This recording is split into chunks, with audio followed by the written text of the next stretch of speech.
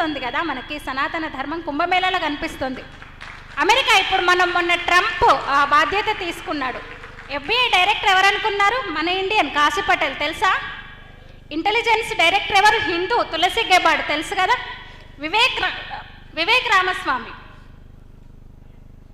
శ్రీరామకృష్ణ ఏఐకి సంబంధించి వ్యవహారాలు చూసేవాడు.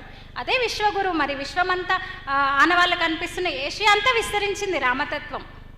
ఇండోనేషియా ఫస్ట్ ముస్లిం కంట్రీ, అంటే ఎక్కువ ముస్లిం జనాభా ఉన్న కంట్రీ ఇండోనేషియా. తర్వాత సెకండ్ ముస్లిం పాపులేషన్ ఉన్నది ఇండియా.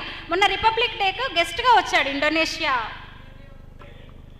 వాళ్ళు రామాయణం రాసుకున్నారు, వాళ్ళు సీతారాముల పేర్లు పెట్టుకుంటారు, హనుమంతుని ఆరాధిస్తాడు.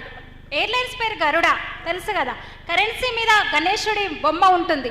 మనకే దౌర్భాగ్యం హిందువులం అని చెప్పుకోకపోవడానికి. వాడంతా బాహాటంగా ఒక ఇస్లాం కంట్రీ అది, వాడంతా చెప్తున్నప్పుడు మనం ఎందుకు ప్రకటించుకోకూడదు? గర్వంగా చెప్దాం, మనం హిందువులం అని చెప్దాం, మన ధర్మాన్ని ఆచరిస్తాం, మన పిల్లలకు చెప్దాం మన సనాతన ధర్మం గురించి.